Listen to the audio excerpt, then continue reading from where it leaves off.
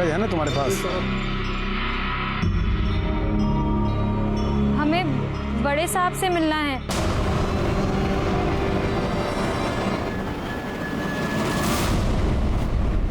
बताइए क्या परेशानी है? हम माँ बनने वाले हैं। ये तो खुशी की बात है।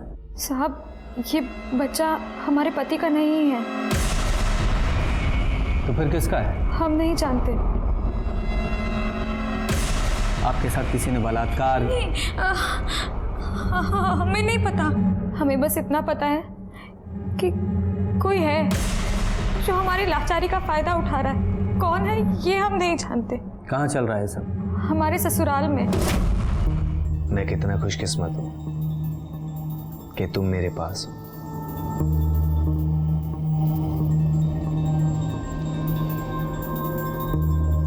अगर तुम देख पाती तो तुम देखती कि तुम कितनी खूबसूरत हो। हम आपसे एक बात पूछें? हाँ पूछो। आपने हमसे शादी क्यों की? क्योंकि जो तुम दे सकती हो वो कोई और लड़की नहीं दे सकती। क्या? प्यार। मैं जानता हूँ धानी के कमी तो मेरे अंदर भी है, लेकिन दो अधूरे इंसान ही एक दूसरे को पूरा कर सकते हैं। तुम कहो तो बत्ती बुझा दूं।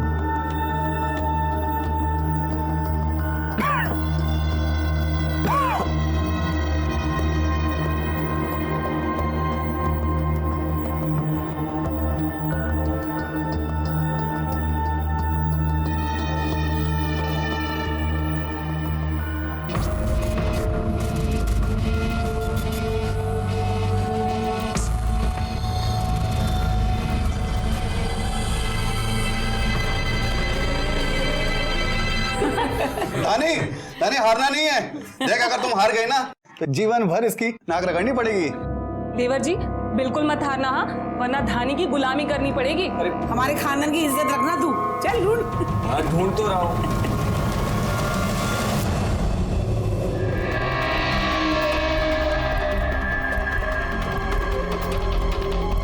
माँ जी, देवर जी जीत गए। लो रानी, तुम तो हार गई। अब तुम जिंदगी भर इसकी जीवन करना। ये है हमारा रसोई घर। भाभी, हमें सहारे की जरूरत नहीं है। आप बस आगे चलते जाइए और हम आपकी आवाज सुनकर आ जाएंगे। ठीक है। अच्छा भाभी, चूल्हा कहाँ है? चूल्हा यहाँ है। चूल्हा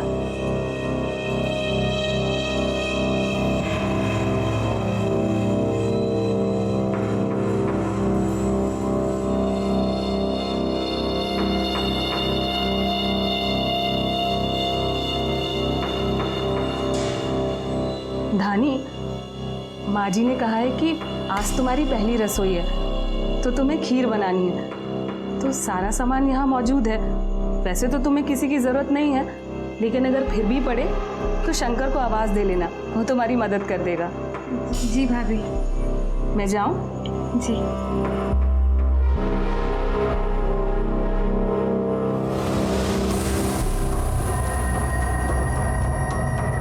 कौन है?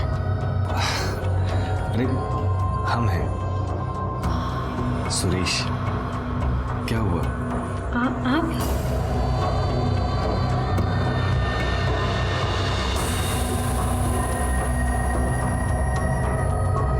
अरे क्या कर रही हो तुम? वो हम आपको महसूस कर रहे हैं। माँ ने खीर बनाने के लिए कहा था ना, वही बना रहे हैं। आज आप वाकई में जीत गए।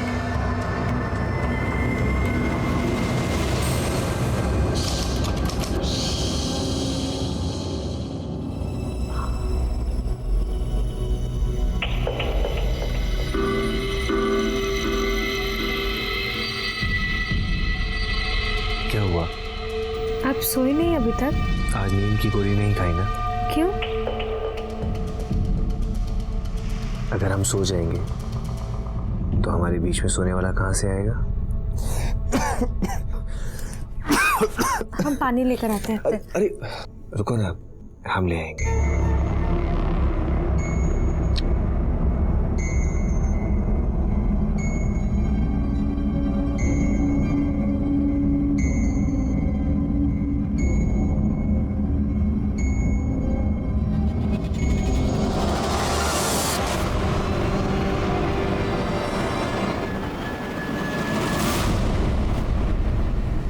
आपकी अंगूठी कहाँ गई? बोलिए ना। लीजिए चाय पीजिए।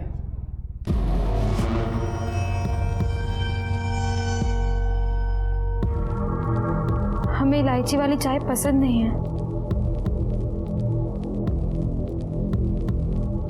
ठीक है, आप पानी पीजिए।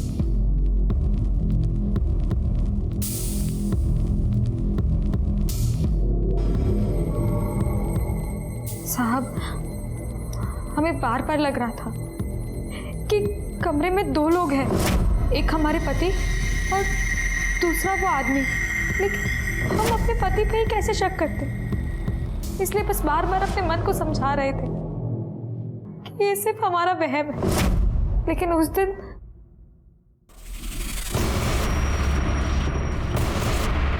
कौन हो तुम? शंकर। तुम आते हो ना रात में हमारे कमरे में?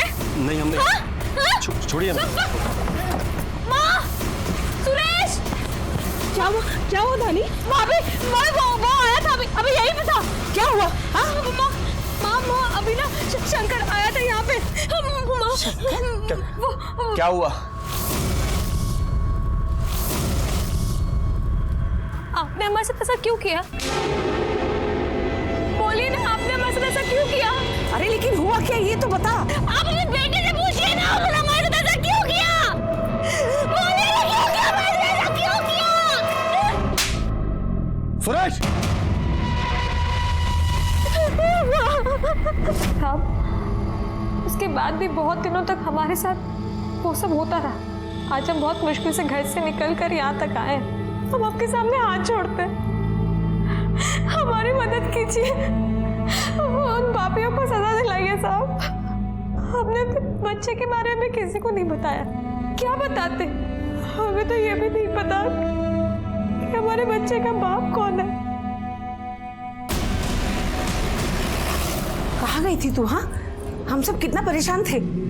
और ये सब क्यों आए तेरे साथ? आपको खुशखबरी देने, आपकी बहू माँ बनने वाली है। सच? ये तो बहुत खुशी की बात है। लेकिन इसे कुछ हो गया था क्या रास्ते में जो आप लोग पहुंचाने आए हैं? पहुंचाने नहीं आए हैं, पूछने आए हैं। इस लंका का रावण कौन है? ये क्या बोल रहे हैं साहब? हिंदी भाषा समझ में आती है ना? आपकी बहू का कहना है कि इसके पेट में जो बच्चा है वो आपके घर के किसी नौकर का है, और ये सब कुछ इसके पति के कहने पे हो रहा है। ये सब का बकवास कर रही है? साहब ऐसा कुछ नहीं है, ये सब बकवास कर रही है। हटो, और घर के सारे नौकरों को बुलाओ।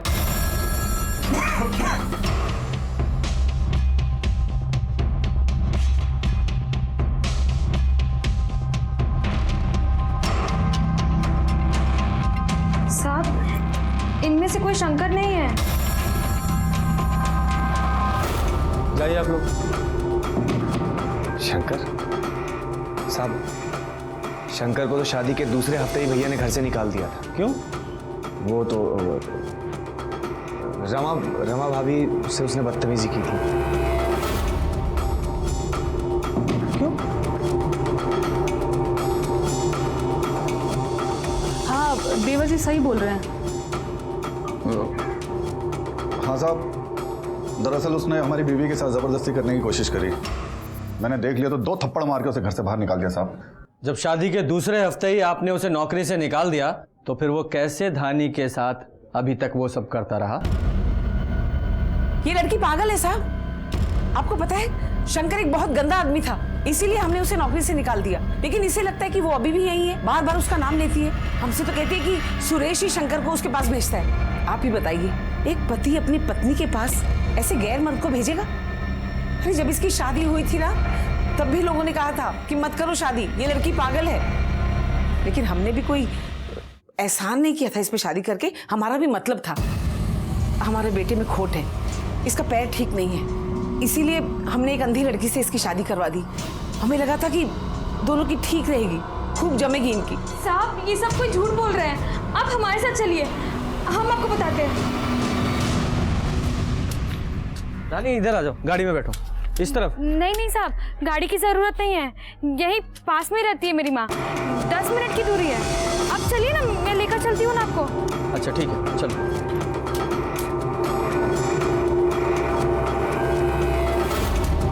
साहब, यहाँ पे एक कूड़ा घर है ना?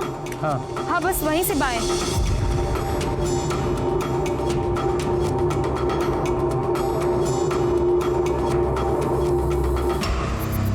साहब, यहाँ है हमारी माँ का घर। तुम्हें इतना एक्यूरेट कैसे पता? साहब, भगवान जब एक हाथ से लेता है ना तो दूसरे हाथ से झोली भर कर देता है। हम अंधे जरूर हैं, लेकिन किसी भी आम आदमी से ज्यादा महसूस कर सकते हैं। हम इसीलिए तो कह रहे हैं कि वो सब हमारा भ्रम है, फिर पागलपन नहीं है। साहब आइए।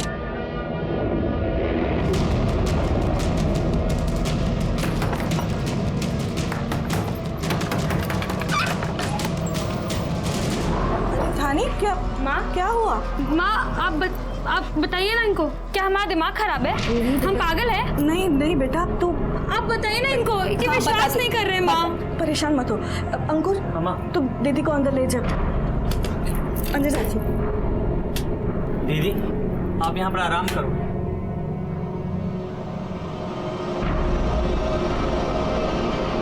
साहब, हमारी बेटी पागल नहीं है। वो क्या है ना, कभी कभी बहुत डर जाती है। माँ, माँ, कौन है? बेटा, वो कोई नहीं है। नहीं, मामा को था यहाँ पे। हमें छू रहा था। कोई नहीं था बेटा। नहीं माँ, कोई था। वो वहम है तुम्हारा बेटा, कोई नहीं था। मैं हूं ना यहाँ। वो साहब देख नहीं पाती है ना, तो उसे हमेशा ऐसा लगता है कि कोई उसका फायदा उठाना चाहता है। और हमने उसे बहुत समझाया, झाड़ फूंक भी करवाया। देखिए, इस झाड़ फूंक से कुछ नहीं होगा। अगर आपकी बेटी को कोई परेशानी है तो उसे डॉक्टर को दिखाइए। धानी, सरोज बहन, मेरी बच्ची को माफ कर दीजिए। धानी को जा बेटा, धानी दीदी को ले गया। देखिए, वो ना बचपन से वो देख नहीं पाती है, तो कभी कभी डर जाती है। हाँ, आप बुरा मत मानना। धानी बेटा, ये धानी बेटा, चलो घर चलो। माँ, हमें इनके साथ नहीं जाना। हम उस घर में नहीं जाना चाहते वापस। लेकिन बेटा, देखिए, अगर वो नहीं जाना चाहती है तो फोर्स मत कीजिए उसे। साहब, आपको पता है ना, ये माँ बनने वाली है। बहुत दिनों बाद हमें ये खुशी मिल रही है, हम दादी बनने वाले हैं। इस खुशी से हमें दूर मत करिए। देखिए, इसे वहाँ कोई तकलीफ नहीं होगी। धानी, अगर तुम इनके साथ नहीं जाना चाहती, कोई ज़बरदस्ती नहीं है। अगर फिर भी तुम्हारा जाने का मन है तो मैं वहाँ रेगुलर चेक करने आता रहूँगा। अगर तुम्हें लगे कि तुम्हारे साथ कुछ गलत हो रहा है तो डरना नहीं, सीधे हमें बताना। हाँ?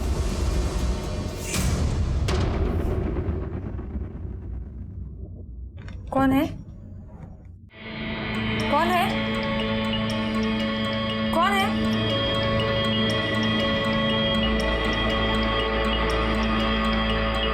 तुम्हारे पति हैं। अब खास कर भी बताएंगे।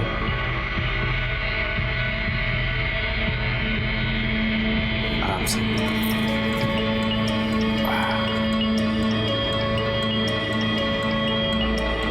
अब तुम माँ बनने वाली हो हमारे बच्चे की। अगर ज्यादा परेशान रहोगे ना तो बच्चे पे असर पड़ेगा। और एक बात और, शंकर सिर्फ तुम्हारे मन का वहम है।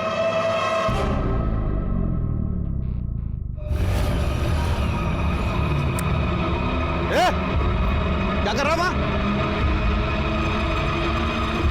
क्या कर रहे हैं आप? कुछ नहीं।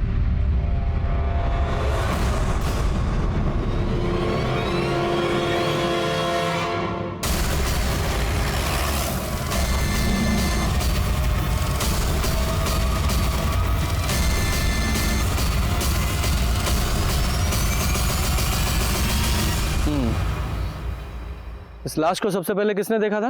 इस लड़के ने साहब। इसे पहचानते हो? ना साहब। सर, उधर झोपड़ी में ये कुल्हाड़ी मिली है, इस पर खून लगा है। ये देखिए सर। फिंगरप्रिंट्स के लिए इसे फॉरेंसिक भेजो। आप इसे पहचानते हैं? साहब, ये हमारे घर का नौकर शंकर है। और ये खेत किसका है? खेत भी हमारा है साहब। अच्छा, तो ये खेत भी तुम्हारा है और ये नौकर भी तुम्हारा है। लाश को पोस्टमार्टम के लिए भेजो।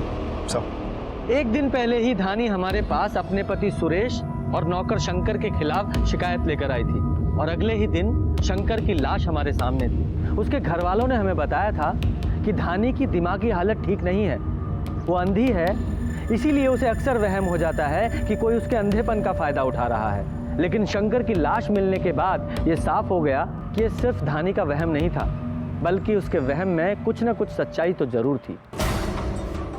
साहब, हमें नहीं पता कि उसने धानी के साथ क्या किया, और हमें यह भी नहीं पता कि लाश हमारे खेत में कैसे आई। साहब लो, मैं बताता हूँ। देखो, ये बदले की कहानी है ना, ये महाभारत काल से चली आ रही, सिर्फ पात्र बदल जाते हैं। अब शंकर ने धानी के साथ जो कुछ भी किया या नहीं किया, उसकी सच्चाई का पता तो हम लगा लेंगे, लेकिन ये तो तुमने ही बताया था ना कि शंकर ने तुम्हारी बीवी पे हाथ डाला था, तो तुम्हें गुस्सा आया, तुमने इसे मार दिया। नहीं नहीं साहब, शंकर ने मेरे साथ कोई जबरदस्ती नहीं की। वो तो देवर जी की हाँ में हाँ मिलाई मैंने, और मेरी हाँ में हाँ इन्होंने मिला दी।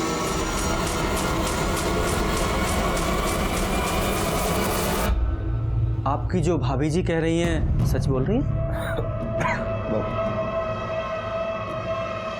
कमाल की फैमिली है आप लोगों की, पूरा परिवार एक दूसरे की हाँ में हाँ बहुत अच्छे से मिलाता है, और आप लोग एक दूसरे की हाँ में हाँ मिलाकर धानी को पागल साबित करने की कोशिश तो नहीं कर रहे हैं? ये धानी हमारे पास तुम्हारी शिकायत लेकर आई थी, अपने नौकर शंकर को उसके साथ सुला रहे हो तुम। अब शिकायत लेकर आई तो डर गए और मार डाला उसे, अपने भाई के खेत में गाड़ दिया। तुम्हें क्या लगा लाश बरामद नहीं होगी तो क्या सच बाहर नहीं आएगा? कैसे मारा उसे? हमारा बेटा ऐसी घटिया हरकत कभी नहीं कर सकता। और शंकर को काम से ना तो सुरेश ने निकाला है ना रमेश ने, उसे काम से हमने निकाला था। बदतमीज, जिस थाली में खाता है उसी में छेद करता है। तेरी हिम्मत कैसी हुई मेरे घर की इज्जत में हाथ डालने की? नहीं माँ जी, मैं तो निकल जा। अरे माँ जी, हमारी बात तो ऐसा कुछ नहीं जो आप समझ रही है। माँ सच कह रही है, उन्होंने ही शंकर को घर से निकाला था, लेकिन साहब उसके बाद भी शंकर हमारे पास आता था। अरे नहीं धानी, शंकर नहीं आता था। हमने शंकर को उसी दिन निकाल दिया था, लेकिन वो बात इसके मन में घर कर गई। दिमागी तौर पे कमजोर है ना ये, इसे डर लगने लगा था, इसीलिए ये सोचती थी कि सुरेश ही शंकर है। आप अपने बेटे से पूछिए ना, उन्होंने हमारे साथ ऐसा क्यों किया? पैर फिसल गया तो हमने संभाला उसे, तो चीखने लगी, चिल्लाने लगी और कहती है कि शंकर शंकर। आपको हमारे साथ चलना पड़ेगा।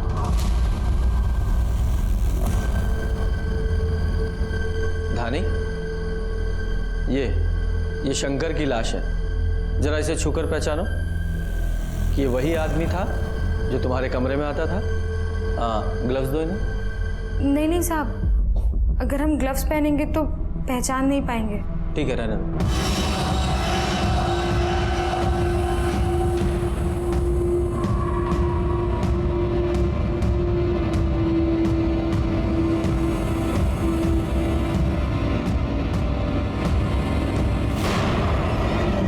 साहब, ये वो आदमी नहीं है।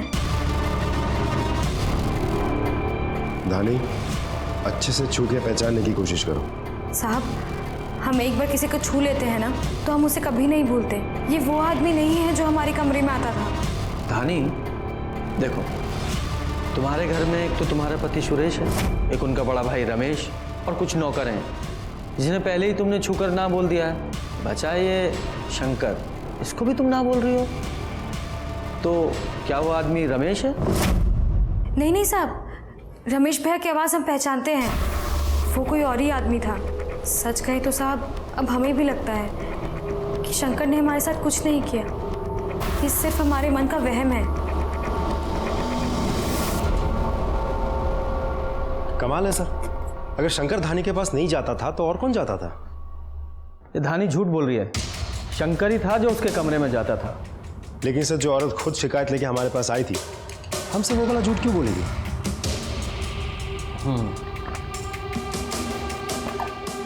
क्या पता उसके पति सुरेश ने उसे डराया हो, या फिर इसने सोचा कि जिस आदमी ने उसके साथ गलत किया है वही नहीं रहा, तो फिर बात को बढ़ाने से क्या फायदा? या फिर कोई ऐसी बात जो हमें नहीं पता। सर ऐसा भी तो हो सकता है कि शंकर को किसी और नहीं मारा हो और इन लोगों का स्कूल के साथ कोई कनेक्शन ही ना हो। हाँ, हो सकता है। शुक्ला, एक काम करो कि शंकर के सारे कॉल रिकॉर्ड्स निकालो। अगर इन लोगों ने इसे काम से निकाला था तो पता करो कि ये कहाँ रहता था और क्या करता था। साहब, क्या हो गया सर? क्या सोच रहे हैं आप? ये कि धानी ने झूठ क्यों बोला? हेलो धानी बेटा, तुम ठीक तो हो ना? अंकुर बता रहा था तुम बहुत परेशान हो। हाँ माँ, हम एकदम ठीक है। अंकुर बेमतलब का परेशान होता है, हम ठीक है माँ। बेटा तू सुन, मेरी बात सुन। वो सब कुछ ना एक बुरा सपना था। तुम अपनी माँ की बात मानती हो ना? हाँ, तो ये सब भूल जाओ और अपने होने वाले बच्चे के बारे में सोचो, ठीक है? हाँ माँ। सर कुछ समझ में नहीं आ रहा सर। ये लोग कह रहे थे कि शंकर को 1.5 महीना पहले ही नौकरी से निकाल दिया गया था। हाँ, लेकिन उसकी कॉल लोकेशन तो हमेशा उसी एरिया की थी। ये रही सर। मैंने शंकर के घर वालों से भी पूछताछ की, वो लोग वहीं एक गांव छोड़ के ही रहते। सर शंकर के घर वालों ने कहा कि शंकर ने उसके घर वालों को ऐसा कभी भी नहीं कहा था कि शंकर को नौकरी से निकाल दिया गया था। वो तो उल्टा उन लोगों को पैसे दे रहा था। जब नौकरी नहीं कर रहा था तो पैसे कहाँ से आ रहे थे? शुक्ला, जरा पता करो, क्या सच में उसे नौकरी से निकाला था या कोई और ही माजरा है? क्या शंकर सुरेश के घर में आता जाता था? मालूम नहीं साहब, मैंने कभी उतना ध्यान नहीं दिया है। हाँ साहब, पहले सुरेश के यहाँ काम करता था वो। अभी बहुत दिनों से वो दिन भर आवारागर्दी करते रहता था। दिन भर यहाँ बैठकर पत्ते खेलते रहता था। हमें तो लगा ही था साहब, अभी उसके पास कोई काम धाम नहीं है। क्यों? वो तो सरोज चाची के घर में काम करता ही था ना। लेकिन वो तो कह रहे हैं कि 1.5 महीने पहले उसे नौकरी से निकाल दिया था। नहीं नहीं सर, मैंने कई बार देखा है उसे रात में सरोज चाची के घर जाते हुए। लेकिन हाँ सर, वो थोड़ा छुपछुपाते हुए जाता था। नहीं, काम से तो उसे निकाल दिया था। अरे हमारे पास कितनी बार शंकर काम मांगने आया था। सुरेश जी, एक बात समझ में नहीं आ रही है।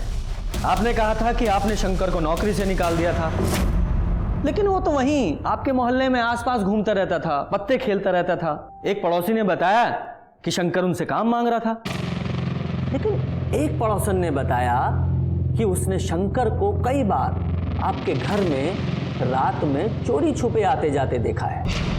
ये माजरा क्या है? साहब हमें नहीं पता कि कौन क्या कह रहा था, और ना ही हमें ये पता कि शंकर को किसने मारा। साहब हम तो खुद अपनी जिंदगी से लड़े। एक खांसी, ऊपर से चलने में थक, दिन भर खेत में भागा था, रात को सोने के लिए नींद की गोली खानी पड़ती है। उसके बाद कौन आता है कौन जाता हमें नहीं पता। सब ना तो कभी हमने शंकर को धानी से कोई बदतमीजी करते हुए देखा, ये तो उसे निकालने के बाद माँ ने हमें बताया। एक बात और साहब, हमारे घर में ऐसा कोई भी नहीं जो शंकर के लिए आधी रात को दरवाजा खोले।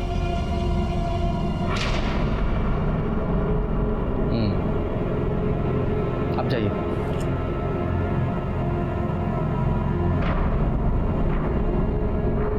इतना तो साफ है कि शंकर को नौकरी से निकाला गया था।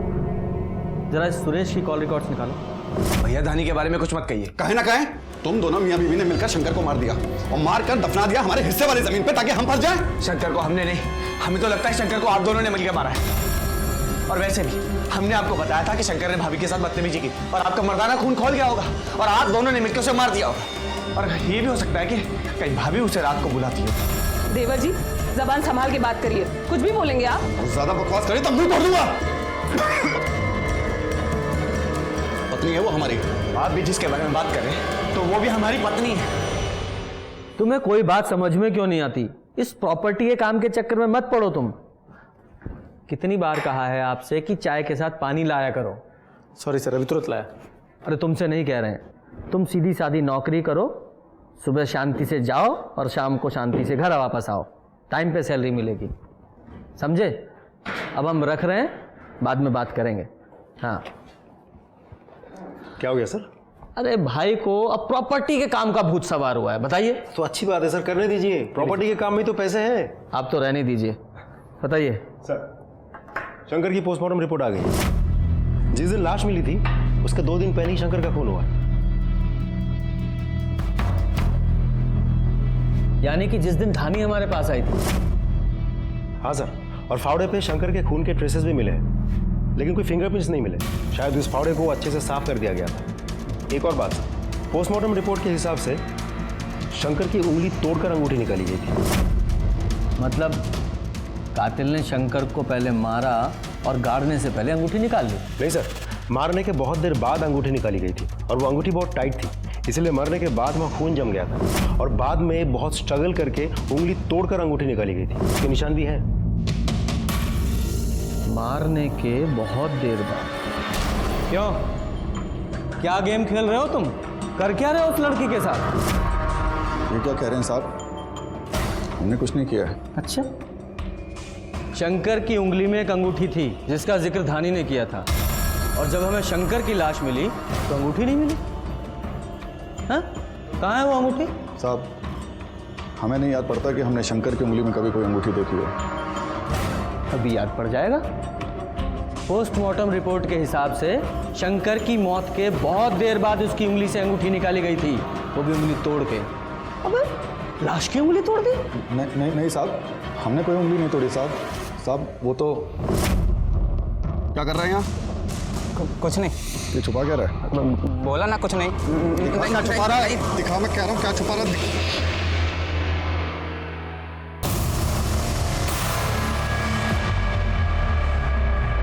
कहाँ से मिली अंगूठी? कहाँ से मिली अंगूठी? तो तुमने वो अंगूठी हमें क्यों नहीं दी? साहब,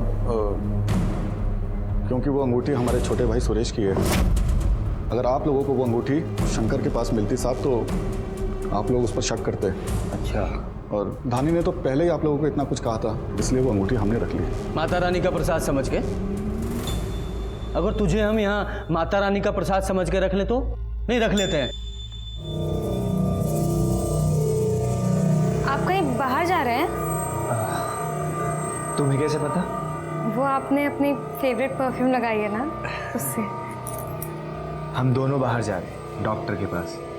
कम से कम ये तो देखें कि हमारा बच्चा ठीक है या फिर किसी तकलीफ में है। सुरेश!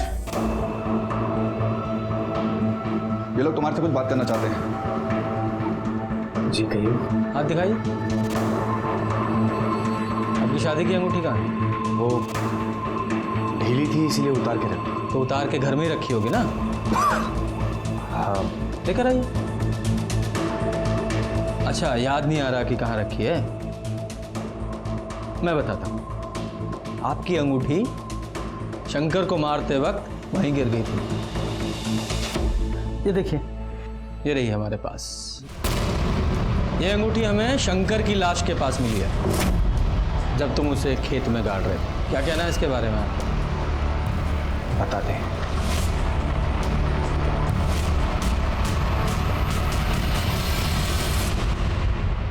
ये रही हमारी अंगूठी।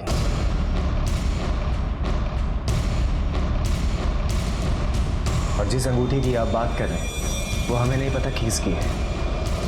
ये अंगूठी हमें हमारी शादी में मिली थी। ये देखिए, ढीली होने की वजह से कई बार हम इसे उतार के रख देते। धानी ने भी कई बार हमें टोका कि हमारे हाथ में कभी अंगूठी होती है और कभी नहीं।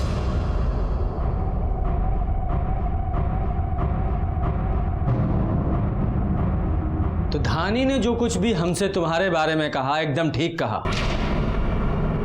जब धानी ने शंकर को अंगूठी के बारे में टोका, आपकी अंगूठी कहाँ गई? तो तुमने शंकर के लिए भी ठीक वैसी ही अंगूठी बनवा दी ताकि इसे शक ना हो। बहुत खूब।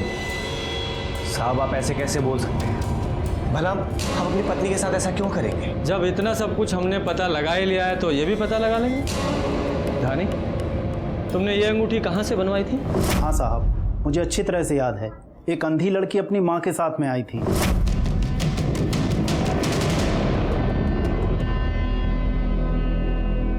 माँ, ये डिजाइन लेंगे। ये अच्छा, मैं सब इसे पैक करता हूँ। 5 ग्राम की है ना? क्या बात है, बिटिया तो बहुत सियानी है। हाँ, इसकी शादी होने वाली है। भगवान इसे हमेशा खुश रखे। क्या पिछले 2 महीने में कोई और भी आया था इस डिजाइन की अंगूठी बनवाने? हमारे पति की अंगूठी खो गई है जो आपसे बनवाई थी, वो हमें वैसी ही अंगूठी दोबारा बनवानी है। कितना समय लग जाएगा? बेटा कम से कम 1 सप्ताह लग जाएगा। एक दिन में नहीं हो पाएगा? हो ही नहीं सकता, क्योंकि काम बहुत बारीक है और त्योहार की वजह से कारीगर के पास में समय भी नहीं है, इसलिए नहीं हो सकता। तो फिर क्या हुआ, उसने अंगूठी बनवाई यहाँ से? नहीं सर, मेरे पास तो नहीं बनवाई। ये देखिए, क्या ये अंगूठी भी आपके यहाँ की है? नहीं साहब, ये अंगूठी मेरी दुकान की नहीं है, शायद कहीं और से बनवाई होगी।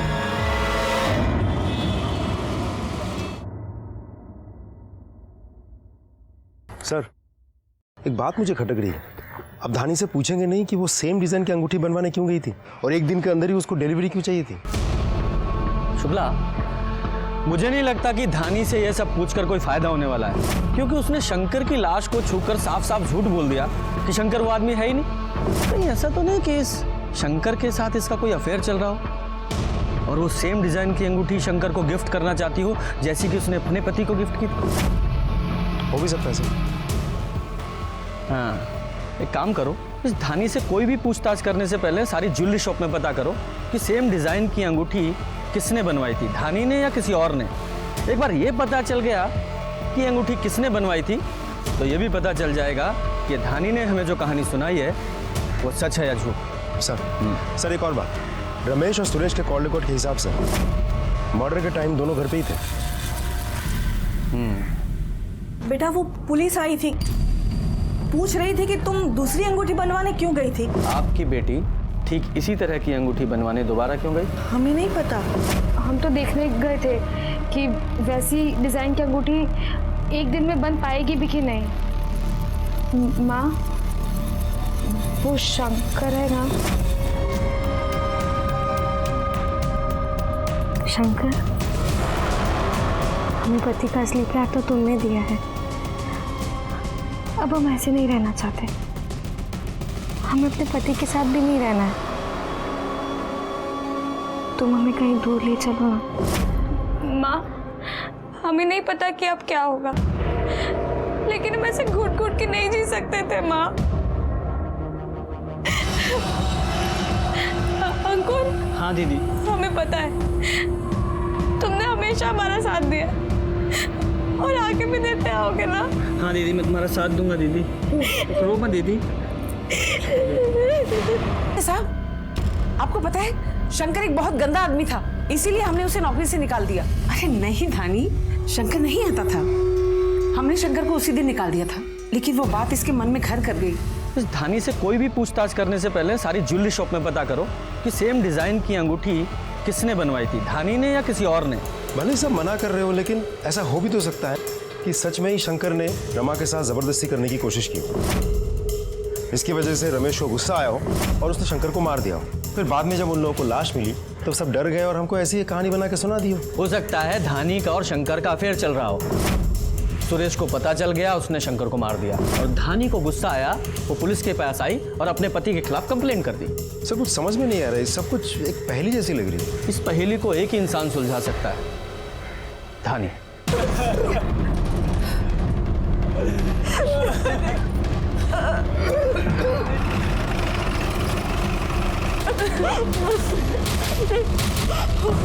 क्या हुआ संगीता, चेक करो जरा।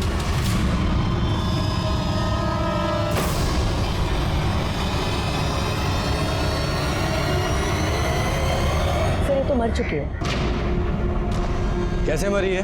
पता नहीं साहब, रमा बता ना क्या हुआ था। रमा कैसे मरी? मुझे नहीं पता साहब, बस ये बाहर से आई थी, हमने उसे चाय बनाकर दी थी। नानी, ये चाय पी लो। लेकिन कुछ देर के बाद ही नानी, ये बाहर कहाँ गई थी? पता नहीं साहब, बोल के गई थी कि आधे घंटे में आ रही हूँ। हमें लगा अपनी माँ के पास गई होगी। नहीं नहीं साहब, वो हमारे पास नहीं आई थी साहब, इन्हीं लोगों ने उसे मारा है। यही लोग उसके साथ कुछ गलत काम कर रहे थे साहब। शुक्ला, ये पहेली ऐसे नहीं सुलझेगी। इसकी बॉडी को पोस्टमार्टम के लिए भेजो और जिस कप में इसने चाय पी थी वो भी फॉरेंसिक के लिए भेजो। और उसके फ़ोन की लोकेशंस निकालो, पता तो चले कि कहाँ गई थी। सर ये कहानी धानी के साथ शुरू हुई थी, लेकिन उसकी मौत ने हमारे सामने कई नए सवाल लाकर खड़े कर दिए थे। इस केस की तफ्तीश के दौरान हमें कुछ ऐसे सबूत मिले जो धानी के खिलाफ जा रहे थे, लेकिन मुझे हमेशा से धानी पर यकीन था। वो देख नहीं सकती थी, लेकिन मैं उसे देख सकता था, उसके सच और झूठ को देख सकता था। उसके साथ कुछ ना कुछ तो गलत हो रहा था। अब तो मुझे ऐसा लग रहा था कि जिस किसी ने शंकर को मारा था उसी ने धानी की जान ली थी। सर, धानी की पोस्टमार्टम रिपोर्ट आ गई। शुक्ला, ये धानी के पेट में जो बच्चा था उसका डीएनए शंकर के डीएनए से मैच कराओ। हो सकता है वो शंकर का ही बच्चा हो। ये धानी बाहर कहाँ गई थी? कहीं नहीं सर, उसके कॉल लोकेशन के हिसाब से वो दिन भर घर पे ही थी। अच्छा, और जो धानी को चाय दी थी वो रमा ने दी थी ना? साहब, वो मेरी देवरानी थी, मैं उसे जहर क्यों दूंगी? ये तो आप बताइए। वो माँ बनने वाली थी, हो सकता है उसको बेटा हो जाता। आपको सिर्फ बेटी है, आपको जलन हुई और आपने उसे जहर दे दिया। और हमें जलन क्यों होगी, जबकि हमको ये बहुत अच्छे से पता है कि वो बच्चा उसके पति का नहीं था।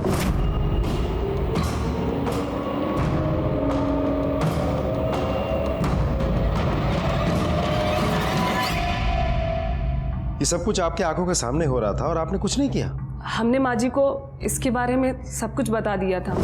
मैं अभी जाके सुरेश से बात करती हूँ। नहीं माँ जी, मेरा नाम मत लीजिएगा। तू क्यों घबरा रही है? हाँ, तूने कुछ गलत थोड़ी किया। सुरेश, हम आपको बाद में कॉल करते हैं। ये शंकर का क्या चक्कर है? वो माँ, देख, तू ये सब क्या कर रहा है हमें नहीं पता, लेकिन ये सब इस घर में नहीं चलेगा, समझ गया? और इसके बाद ही माँ जी ने शंकर को घर से बाहर निकाल दिया। हमने बदनामी के डर से इसके बारे में किसी को नहीं बताया। एक बात समझ में नहीं आई, ये सुरेश अपनी पत्नी के साथ ये सब क्यों कर रहा था? वो बीमार है।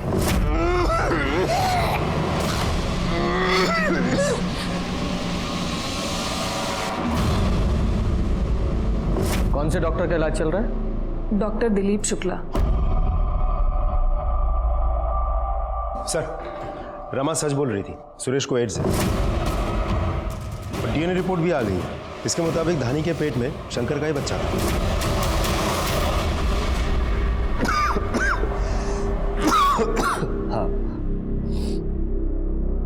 हाँ, हमें एड्स है और उस शंकर को भी धानी के साथ वो सब करने के लिए हम नहीं करते। हमें बच्चा चाहिए था, बेटा।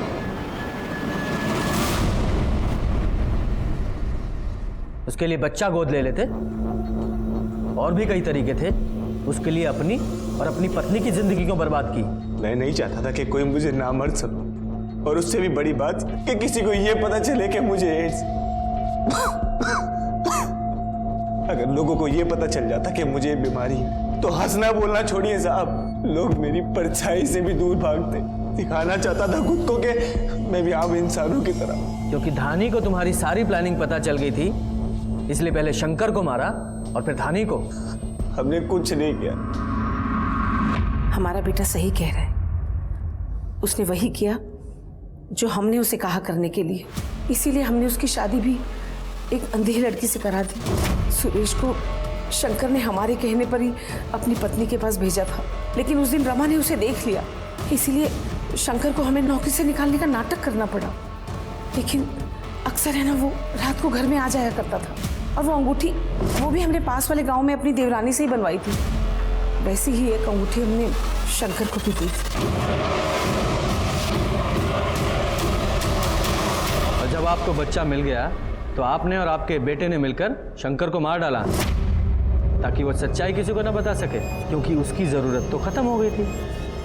और धानी को इसलिए मार डाला क्योंकि उसे पता चल गया था कि आप लोगों ने शंकर को मार डाला, है ना? नहीं साहब, ना ही हमने शंकर को मारा और ना ही धानी को। और धानी तो बाहर से ही जहर खा के आई थी।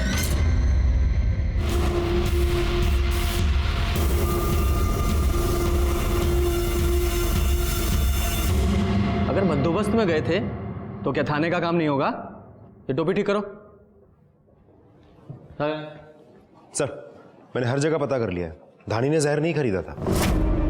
ये रही उसकी कॉल रिकॉर्ड्स।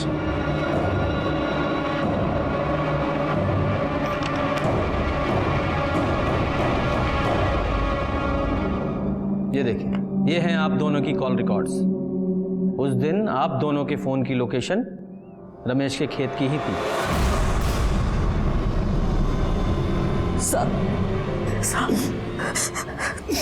बचपन से ही लोगों ने उसके अंधे होने का फायदा उठाया। स्कूल में, कॉलेज में, सड़क पर, बाजार पर उसका चाचा जो हमारे साथ रहता था, हमारे ही घर में रहकर हमारी ही बच्ची को हर रात शिकार बनाने की कोशिश कर रहा था। हमें पता चला तो हमने उसे घर से निकाल तो दिया, पर पुलिस में नहीं दे पाए। उतनी हिम्मत नहीं हुई। किस किस के खिलाफ रपट लिखवाते हमारी बच्ची को समझा बुझा कर चुप करा दिया कि ये तेरा वहम है। उसने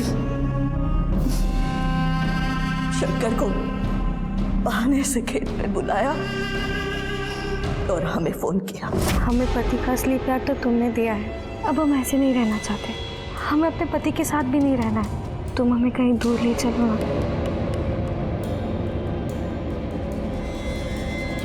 आ गए तुम? हाँ धानी, धानी चलो हम तुमको लेके कहीं दूर चले। तुझे क्या लगता है हम तुम्हारे जैसे घटिया आदमी के साथ कहीं जाएंगे? हम जानते हैं कि तुम हमारे साथ खेल खेल रहे हो और हम तुम्हारा और तुम्हारे मालिक का सच सबको बता देंगे। उन लोगों पर शक जाए, उन लोगों को सजा मिले। और धानी? वो थक चुकी थी। हम अन्य होकर भी कभी इतने लाचार नहीं थे। हमने सोचा था हम अपनी जिंदगी अकेले ही काट लेंगे,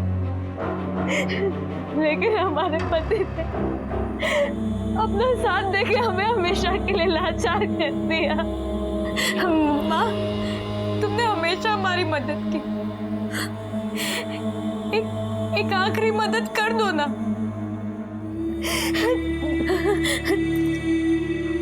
तुमने हमें जीवन दिया ना, मौत में तुम्हें दे दो ना माँ। क्या बोल रही है तुम? हम ऐसा नहीं कर सकते। ऐसा मत बोलो दीदी। हमें इस बात की तो खुशी रहेगी कि हमारी मौत उन घटिया लोगों की वजह से नहीं हुई। माँ, हमारी मदद कर दो ना माँ, कर दो ना माँ।